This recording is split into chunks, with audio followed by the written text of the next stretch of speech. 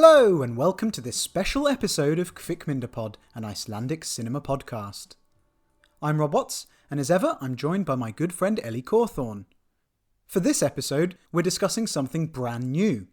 Those of you with a MUBI subscription might have noticed that a new short film called Nest dropped recently, and it's by a White Day director, Hlynur Pálmason.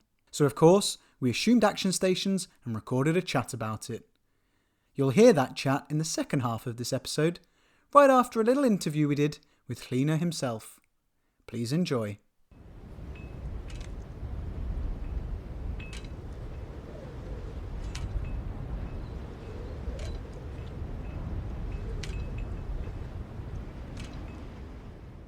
Okay, so we're delighted here on Kvikmyndapod to say that we're joined by director Hlynur Pálmason. Welcome, Hlynur. How's it going? Thank you very much. It's going very well, thank you. Fantastic. Well, we're very excited to have you, and very excited because your short film Nest just dropped over here in the UK on MUBI. And as Ellie will attest, we don't get a lot of Icelandic films or short films easily available to watch. And so we were very excited that this happened. And we just wanted to have a chat with you all about it, really. So could you tell us, what is it? Well, it's a short film. Yeah. But I think it will also be a video installation. Okay. Because I think it's going to be a little bit longer. I'm still filming it, so I still feel like filming it. So so it might be something else also. So it's currently a 22-minute short film. That's what we can see, isn't it? Yeah, and it was financed as being a short film. Where did the idea for the film come from? Because it's a lockdown project, right? Yeah, it was called the Lockdown Project, but I never said it was. But I think people read it as being one, and that's fine. I didn't really. We live quite far away. We are on the southeast coast, and it's quite isolated here. So I didn't really. I have to admit that I really didn't feel the heaviness of the COVID as I think a lot of people did in the city. So it wasn't really a COVID project for myself. For myself, it was more like a way of spending time with my kids, and because they're growing up really fast, and spending time with them feels even more precious when time goes by so fast. But it was also, I was exploring some new things. I had been working on a project called Godland for a very long time. I started working on it in 2013, and we just finished it now. Wow. So I really wanted to do something that was more immediate, where I could capture things, where I could be, spontaneous, where I could capture the seasons, the weather, and just walk outside in the garden and film whenever I wanted and try things out. So I was trying to the space between like having an idea and sort of executing it, making that space much smaller, so I could just be very immediate. Yeah. Sure. I suppose 9 years between the beginning and end of Godland.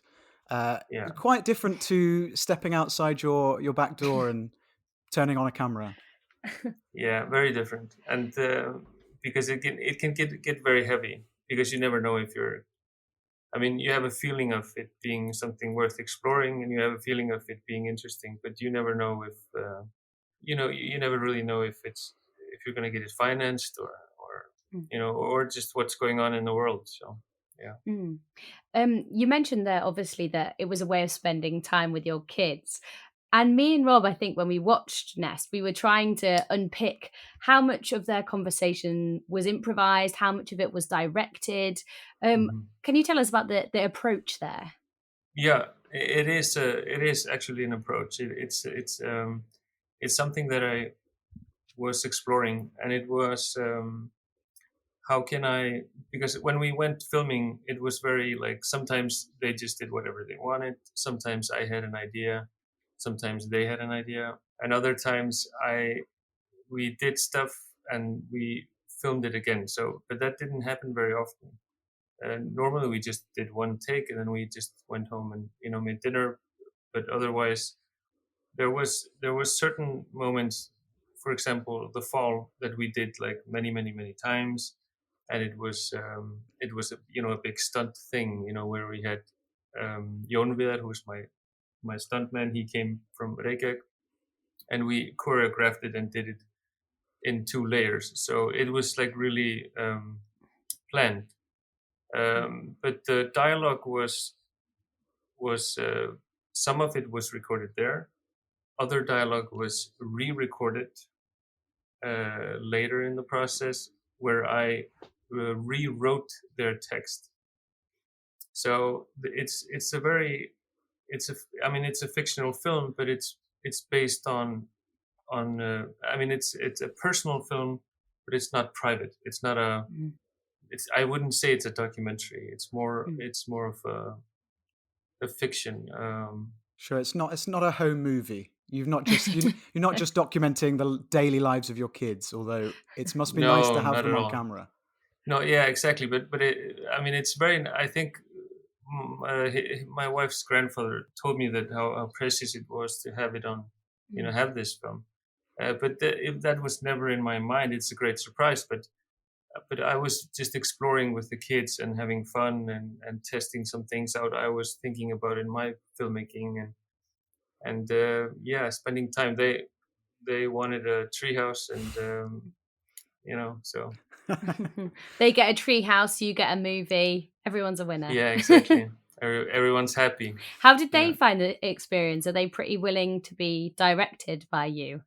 Yeah, I think they're getting quite used to it. With me personally, filmmaking is very much connected with just our ordinary life. I always try to have a balance in my life and work, but I do make films with my friends. I do collaborate with people every day. I film a little bit every week. So they are a big part of the process. And Ida, my oldest, who just turned 14 yesterday, has been in both. Also my features, also my boys, but smaller parts. Yeah. So it is kind of a family thing. Yeah, we're very big fans of Ida's performance in A White White Day. That's such a fantastic film, and a brilliant performance, of course. Yeah, thank you. Is she going to continue acting after Godland? Yeah, she's interested in it, but she's very much into horses. She was during the summer. I haven't really seen her the whole summer. She's been in training horses, and so she takes that very seriously. Also competing. So, so it's totally up to her. But we did the last Scotland together. We're working on something else now, and so she will at least work with me. But if she gets something interesting, I think she would think about it. Yeah. Amazing. Yeah, but we're not looking for anything. It's not like the film world can be a strange world. Yeah. And talking about A White White Day, obviously that film begins in much the same style as this one. We see Ingimundur building a house for his daughter and his granddaughter over a very long period of time through the changing seasons and weather. What is it about that kind of device, that style, that you like so much? Because how long was this film shot over, actually? Nest was I think a little bit more than 1.5 years. Wow. Almost 2 years, and we really didn't know when it would end. But I think that's why I'm doing it. I'm kind of exploring, just watching and listening and seeing, reacting actually. And when you have an object and some characters and the seasons, and you have a lot to work with, and there's a lot of things you can just respond to or react to, and I really like doing that. And I also did that with The White White Day. I had a story, I had a narrative, I had a character, I had a lot of things I wanted to explore. I had, but there was still like, I really like it when, I just really like the feel of it being a mystery, not knowing exactly where to go, and just because I really want the process of making it to be really exciting. Um, because I think that reflects or it colors the film, like the exploration, the fascination, or or even the passion of doing something that you were sort of exploring or discovering. So you mentioned earlier that this is going to be an installation. So is what's happening at the moment? We've had the 22-minute film. Is the camera just still running essentially? Well, it's it's a large 35mm camera that I have here, and then when I'm filming, I bring the camera out, I slide it on a plate, and then I film. And at first, I was only using short ends. I had a lot of short ends that were maybe 30 meters or something from a white day. So I was at first I was just using them. I was just using film short ends from the film I did before to shoot Nest. Um, so you really have, and that's one of the things that I really learned while doing this film. Like, if you're gonna go out and film, it really takes effort. You have to carry the camera, the lens, the battery, and often it's like crazy weather. It's really cold, and the small house I built over the camera is more like it looks like what do you call like a toilet outside, A privy or a shed? a shed. Yeah. It's a really shitty shed. Yeah. And it, if it's raining, it leaks and everything. So I could never leave things there, or so it takes a lot of effort. And if you've been doing it for like 1.5 years, 2 years, it's really you really have time there to reflect, and that's what I was coming at with the white day. If you go and film the main location for 2 years, it's not only about filming it, it's also about just being there and thinking about the film. And I think that's often what I'm trying to do. I'm using all kinds of ways to try to sort of dig deeper into the project, just think about it more. And if you get to know a place, you sometimes also have to figure out, like, when does this film take place? Is it autumn or summer, or there's a huge difference in atmosphere and expression. So I'm also trying to figure that out. And that Yeah. can be quite hard to tell with the typical Icelandic changeable weather, I suppose, especially as someone from outside of Iceland. Both White Day and Nest are quite rainy, snowy, windy. Yeah. It's quite hard to tell when we're in summer. Yeah, summer is very short. Summer is a pretty nice. I mean, the summer this year was very sparse. It was very little.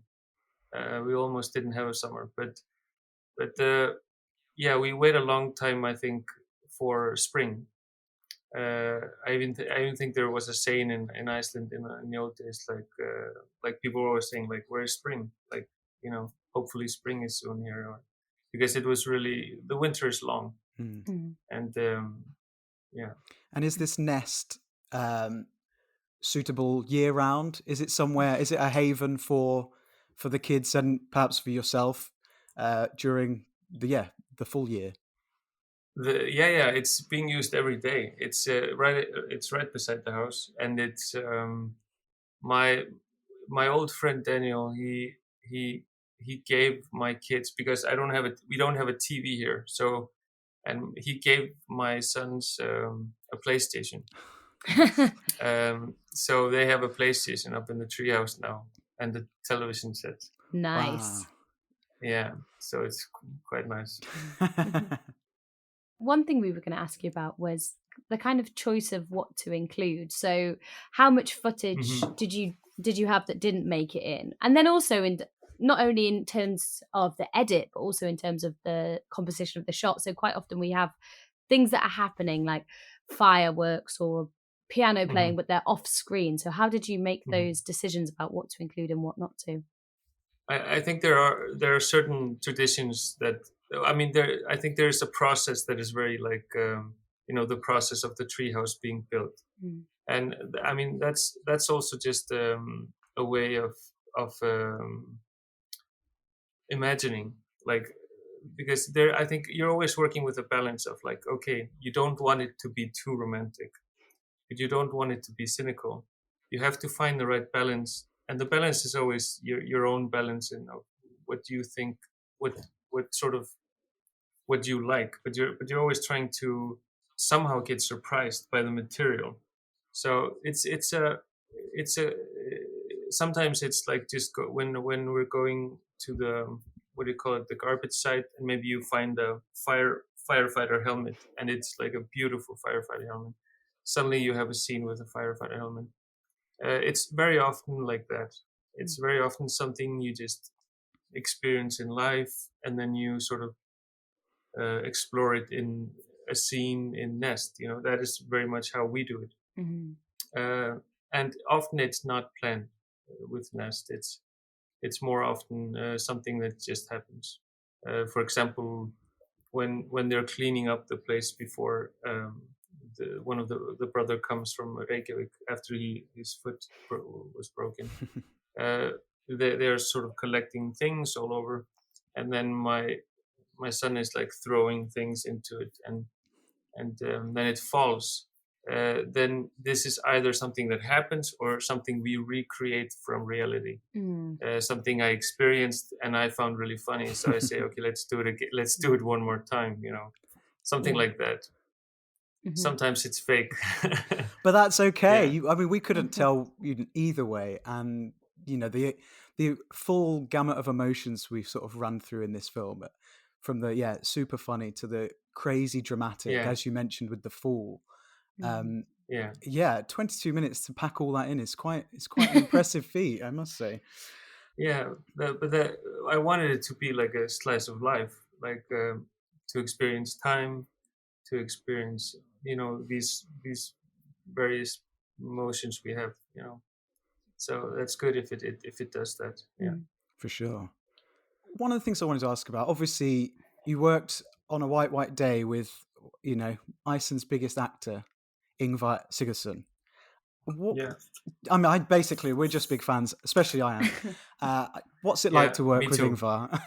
We've seen a lot of his movies on this podcast. So. This is true. Okay, that's good. That's good. No, I mean, he is absolutely the best. He's a good friend, and I love collaborating with him, and I think it's mutual. I think we really like working together, and it's just a really.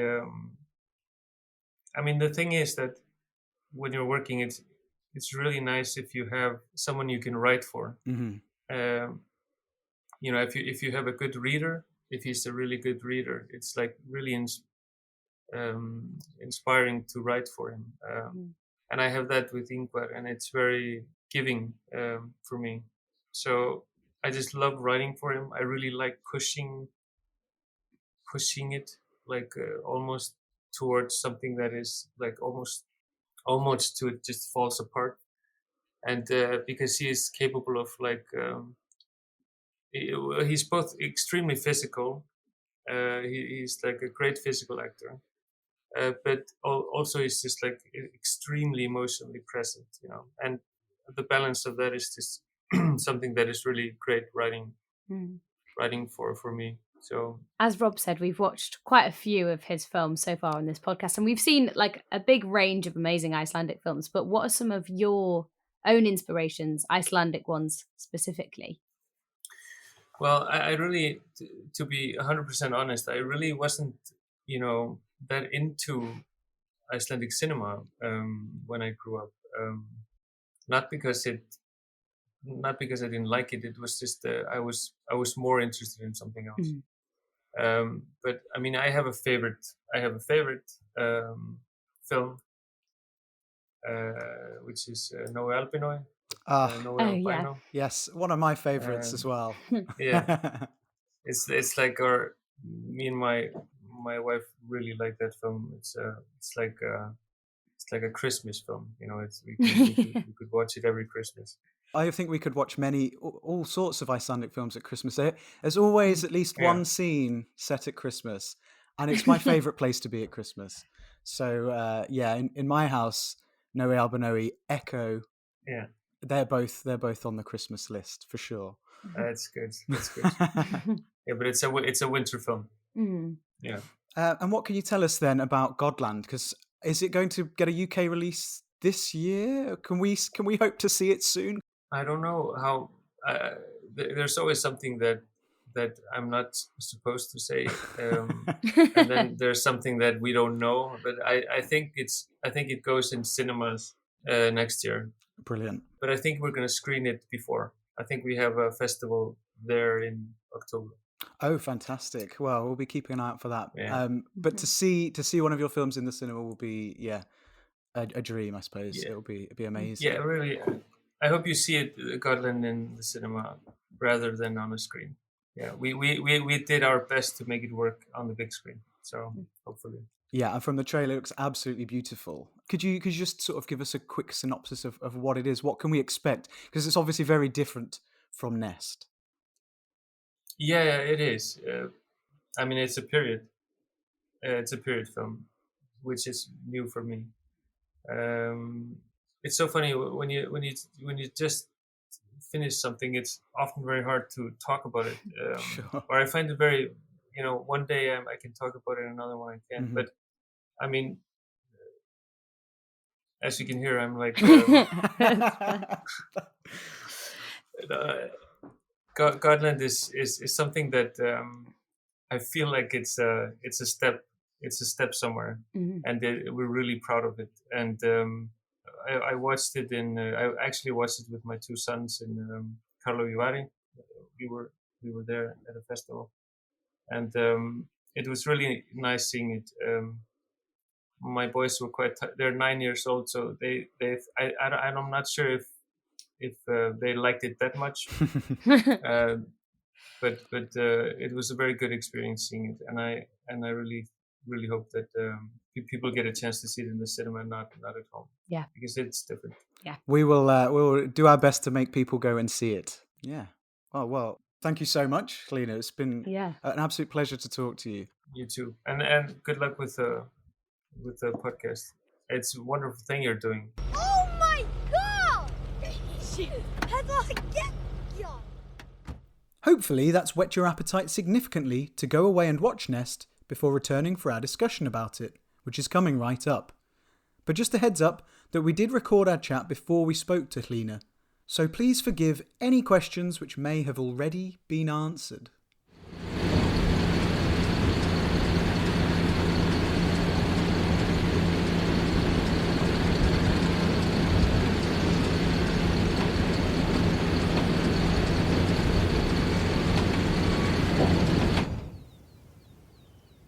Hi, Ellie.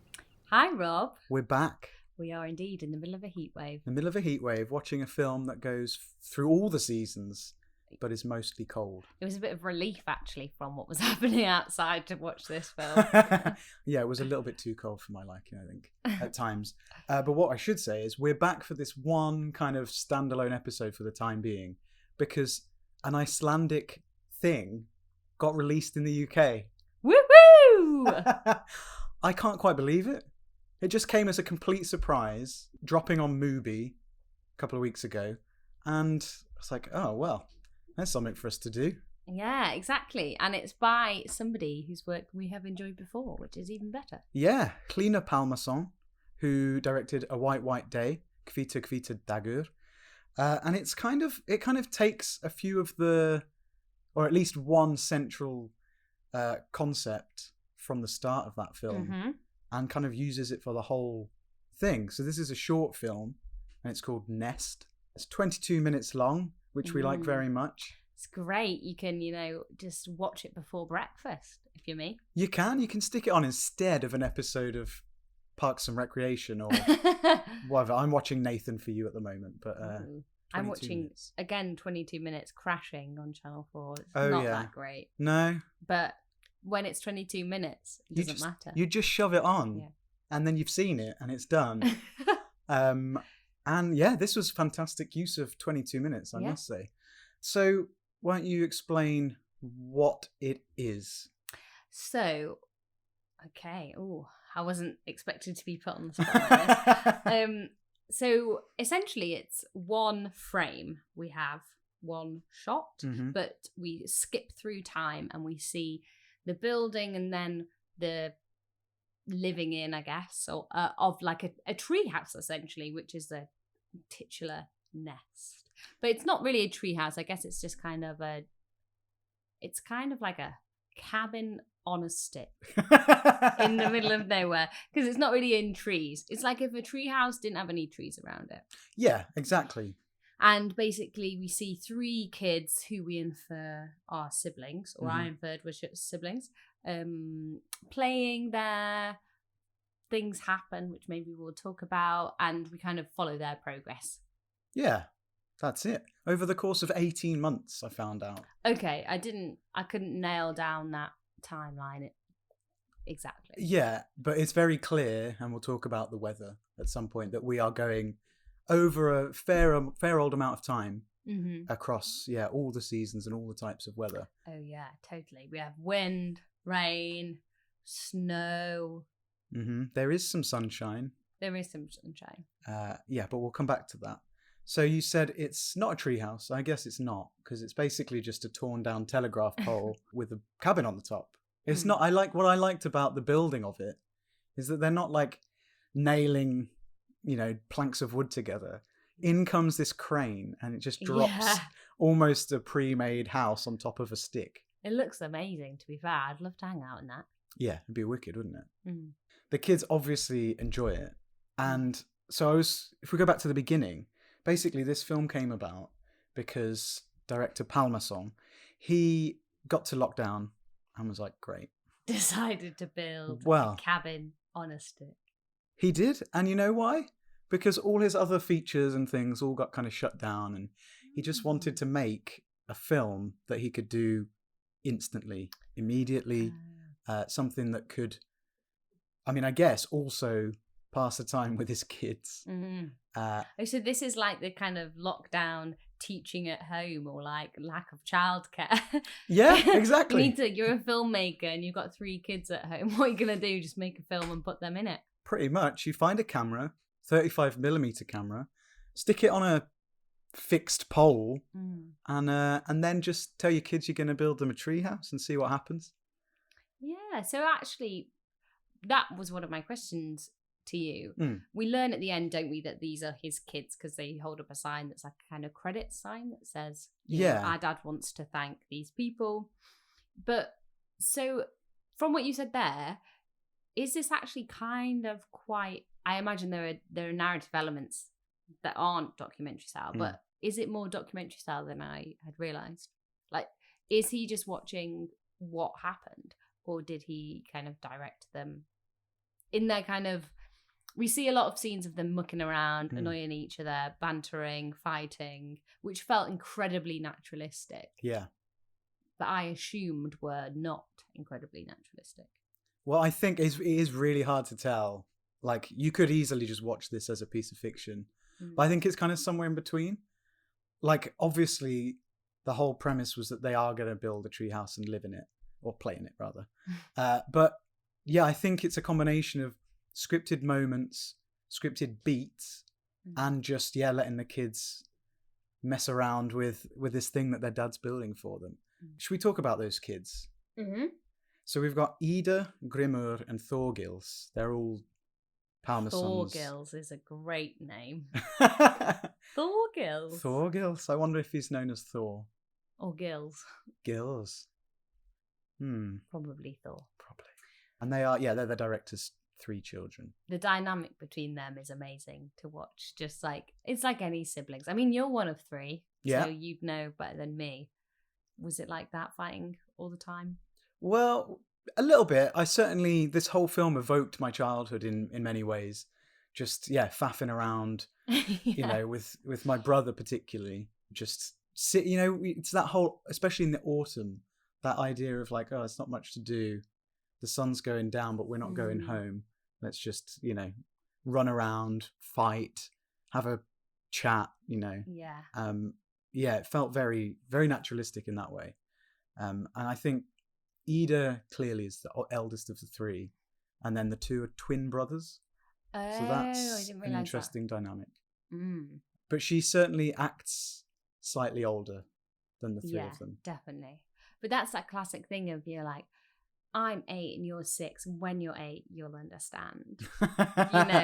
That kind of dynamic, wasn't there? Yeah. I really enjoyed those moments. So there's a bit where one of the boys says to her, are you impressed with this thing? And she's like, no. And he says, do you think I'm strong? Look at how I'm carrying this. And she says, no. Which felt very true to life. Very true. Yeah. And I think their introduction as well sets the tone for their relationship, because they're just walking towards camera. Like, the film is so beautifully composed. That one shot just shows so much. But as they're walking to the camera, you can't really see them, but you can hear them chatting about this one fish that one of them caught and how he's going to give it to mum, but she's going to give it to dad.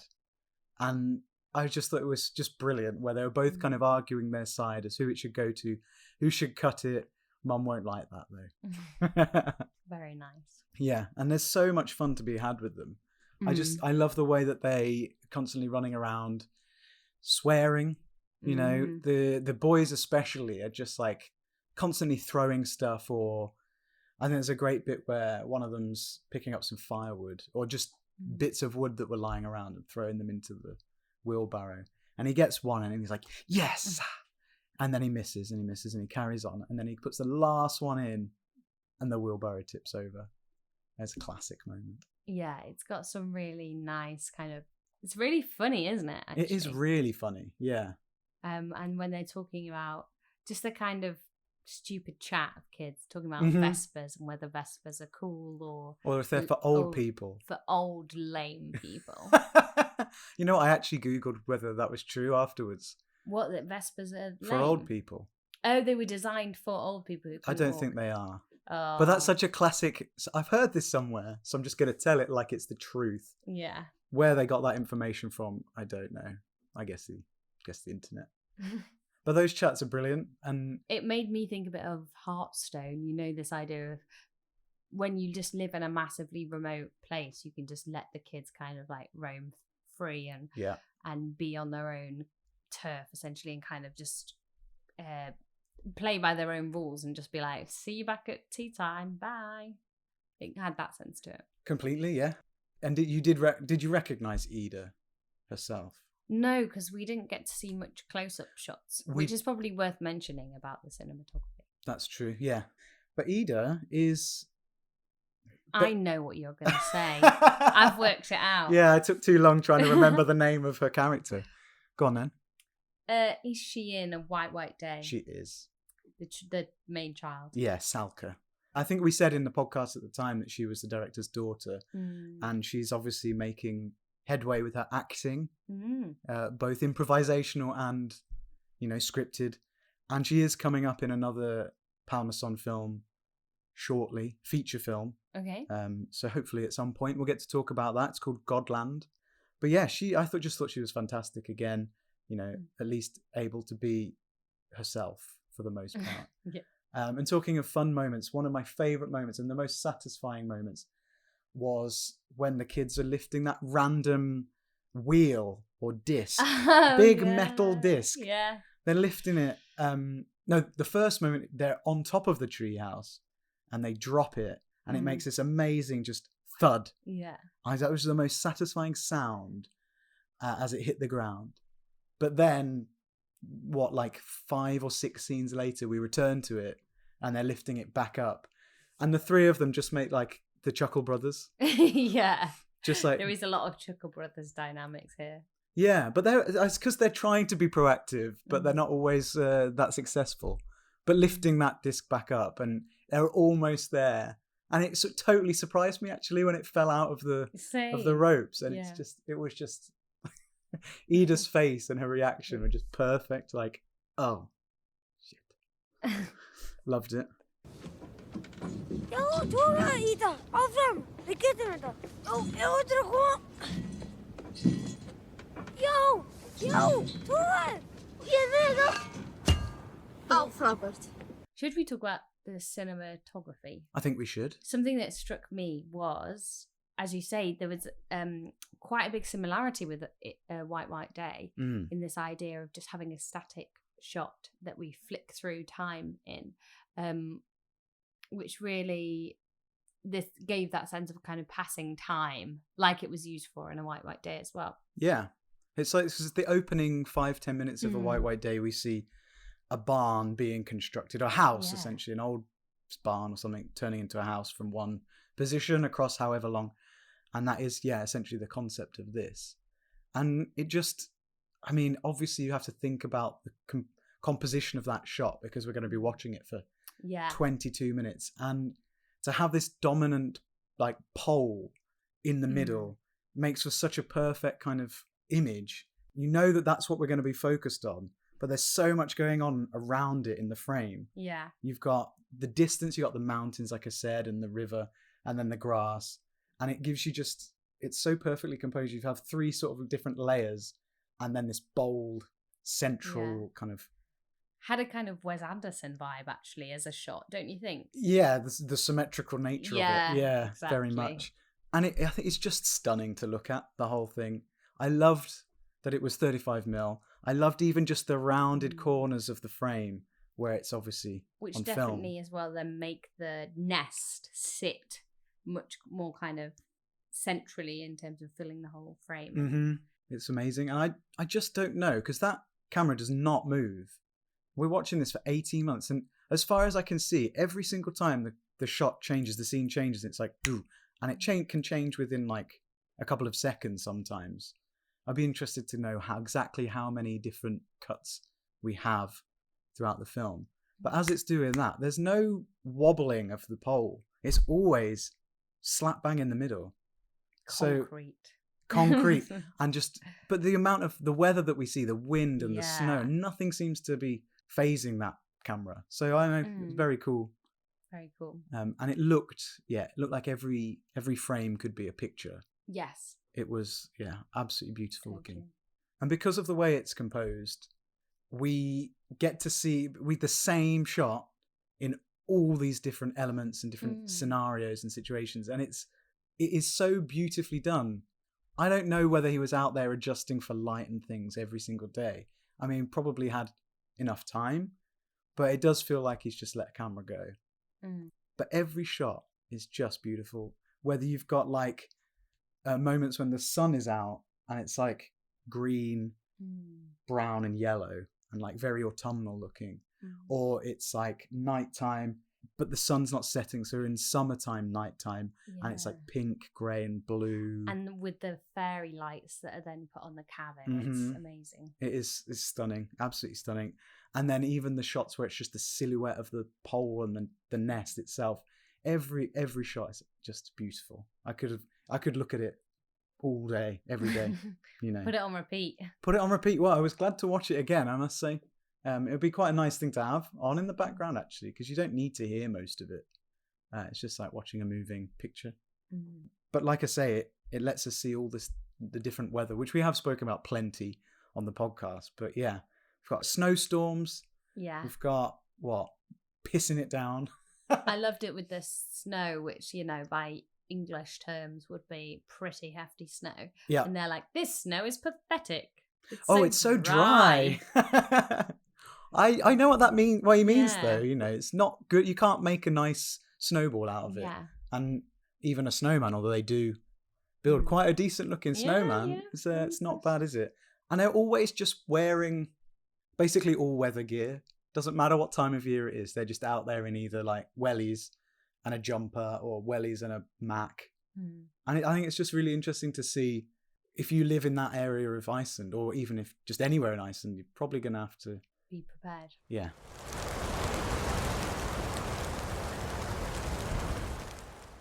And with the seasons comes like the nature as well. There's quite a lot of nature in this film.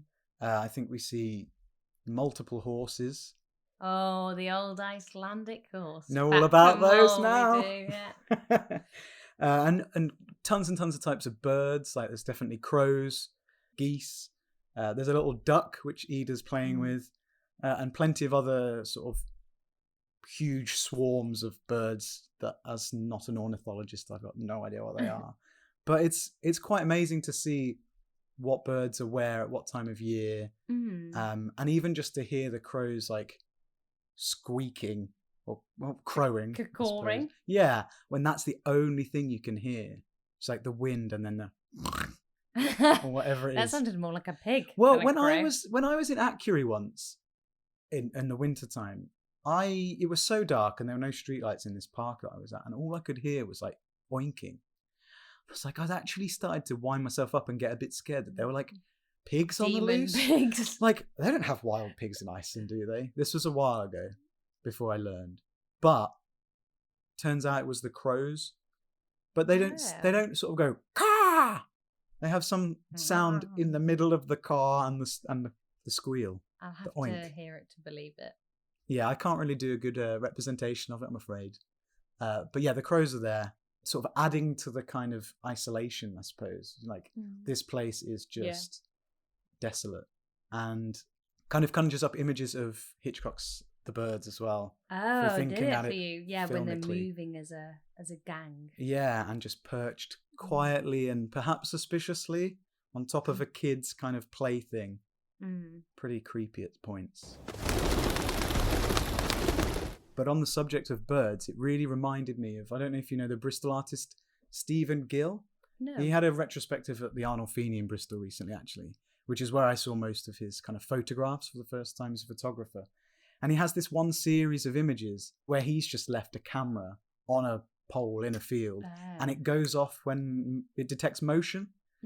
And some of the photos are amazing. You get birds doing the most incredible things, like birds of prey and the tiny little ones just captured in mid-flight. And it really reminded me of that. And that's a beautiful series of photos if you haven't ever seen it. The artist is Stephen Gill. He's amazing. I'll have to check it out. So yeah, I'd be interested if Hlynur Pálmason has even encountered Stephen Gill's work. Because yeah, I'm sure it's a common device, sticking a camera on a pole. But yeah, very much a resemblance there. Interesting. Yeah.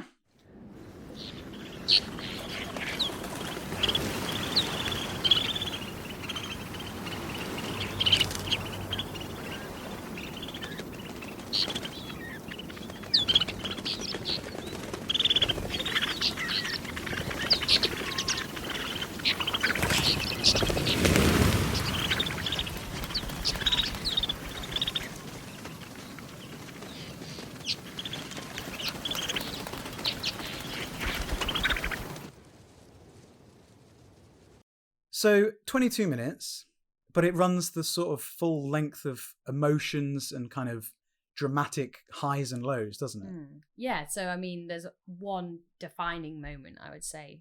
Oh yeah? Of this film. Because we've talked about how it's quite funny, quite a lot. Yes. But it's not a funny moment. No. So there's one, I would say, shocking moment, because again, so we're going to go into spoiler territory here. Yeah, I mean, it's probably the only thing that's really a spoiler in this film. So after we see the kids kind of mucking around for so long, we then see one of the boys climbing onto the roof because the other has thrown his hat on the roof. Classic. What a dick move, brother. Oh, it's a classic. An absolute classic. But obviously this has all been really naturalistic and, like you say, almost like a documentary style. So I think it kind of takes a turn here, doesn't it, or a departure, where then basically you see him climb up the roof, then slip off the roof. And then, we cut to black, so we don't see anything after, which is quite a classy but also quite a kind of shocking moment and way of doing it, because you're left like, what happened? You're not given any kind of additional context. And the next time we pick up, there's just the two other kids, so you're left wondering.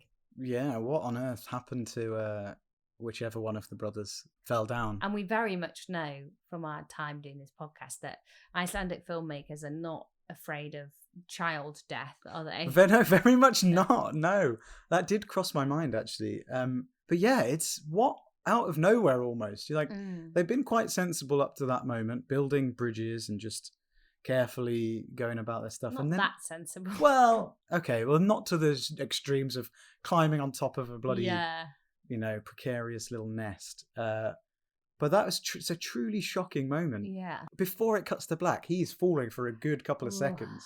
It made me think actually of the moment in Metalhead where the brother gets churned by the combine harvester, where it's like over so quickly that you're almost like, huh? Did that just happen? Did I just see that? Did I imagine it? Completely. It is, yeah. It's just a quick moment of pure shock and on we go. That happened. Let's move on. And then we don't see him for ages and ages. I was interpreting all events like, well, the two kids together here now. Oh, their brother's dead, so that's probably... Really? Yeah. You actually did go through the rest of the film? Yeah, I was thinking that must be what's happened here, and that's what this is going to be about. It's about rebuilding a sanctuary after a loss or something, and how that should have been the place they hated, but actually it was a sanctuary and a nest for them. So I was convinced that that's what had happened. Well, I mean, it is that in many ways anyway, whether or not the brother died. But they would have been some resilient kids to be just straight back out there. I feel we probably would have had at least one darker moment where they're discussing something. Yeah. We don't know the stretch of time though, do we? We don't know when we're picking back up as well. You wouldn't know you were watching 18 months worth of footage. Like, you can tell we're moving through time, but not to that extreme. So yeah, I wonder how long he was out. Because he comes back and he's got his foot in a cast. And then they just carry on doing stupid shit. Yeah, which was really joyful. And when they're winching, they winch him up because he can't climb the ladder because he's got his foot in a cast, as you say, and him kind of swinging around. Oh my God. Have they not learned anything? It's also not the most obvious way to get him up there. If he can use one foot, he'd probably get up that ladder. Yeah. I was thinking that too. But it wouldn't have the boy's own adventure feel, being winched up on a rope, would it? No. They're by turns clever and kind of resourceful as they build their bridge, and they're kind of helping Dad do bits for the thing. But at the other times, they clearly are just silly kids not thinking about the dangers of kind of anything, which is exactly how it is, I suppose. And they're amazing. Well, I don't think we ever see Dad, do we? No, only as a kind of referred to figure. Yeah, he's just off camera. We know he's there, and he's obviously aware of what they're up to generally. Obviously, we know as he's the director, he's kind of on top of everything. But he could just as well be in the house watching telly the whole time. No idea what the kids are doing. But what I also liked is off camera, we hear a little bit of music at one point. Here's some piano music for about, 5 seconds. Of course, we have to go through Christmas and New Year because this is an Icelandic film. So we see the kind of light from fireworks. We don't see fireworks from New Year, but we hear and see them. And I thought that was a really fun way to do that. And the kids are all watching with like glee from their amazing vantage point that their dad's given them for this amazing moment. And the whole thing's just a joy to watch, isn't it? A lovely 22 minutes.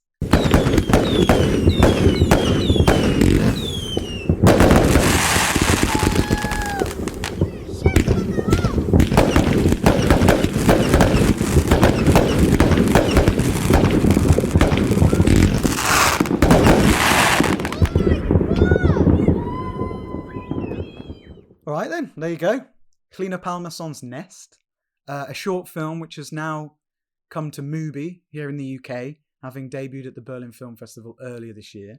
And everyone who listens to this podcast can watch it for free. Yeah, like me. What you can do is go to MUBI, mubi.com/fickminderpod, and then you can get a 30-day free trial. And there's loads of good stuff on there. There's so much good stuff on MUBI at the moment. Like Rams, Under the Tree. I think Echo is on there as well. All films we've discussed, but also, just fucking some classics. Other non-Icelandic films as well, if you're so inclined. Non-Icelandic films, but if you don't want to stray too far, there's Joachim Trier's Oslo trilogy, which ends with The Worst Person in the World, So they're all 3 of them are on there, Great. and they're all amazing. Are the other 2 as good? They're not as good, but they are still brilliant. I'm personally going to watch, it's not Scandinavian, That's okay. Benedetta.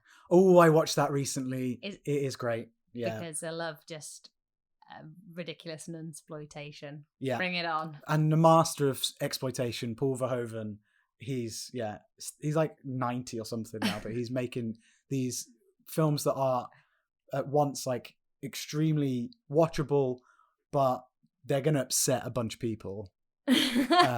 That's fantastic. So yeah, MUBI.com/Kvikmynderpod to watch this for free, and then whatever you want for 30 days. And we will be back at some point soon with a new series. So keep your eyes hanging. Keep them on tenterhooks. There's a lot of people waiting. I know that for a fact. So thanks, Ellie, and I'll see you in a bit. See you later.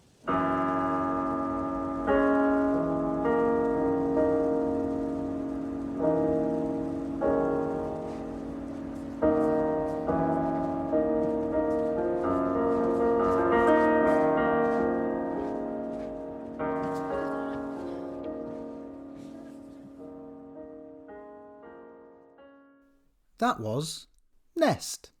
We had a great time with it, and we'd love to hear your thoughts too, so please get in touch.